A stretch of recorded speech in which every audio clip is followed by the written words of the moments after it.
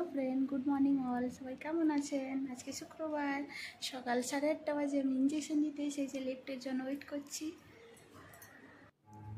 লিফটে করে সেকেন্ড ফ্লোরে উঠে গেলাম। সেকেন্ড ফ্লোরে তার রুমটা ছিল। দেখুন পেশেন্টটা, মানে দেখি কত খারাপ লাগছে বলুন। প্রচণ্ড গরিব পেশেন্ট।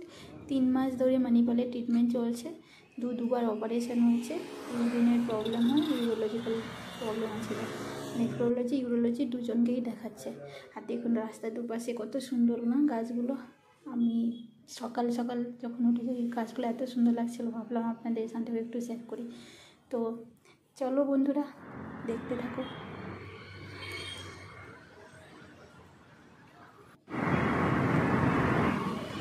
সকালে ব্রিজের ওপর থেকে ভিউজটা।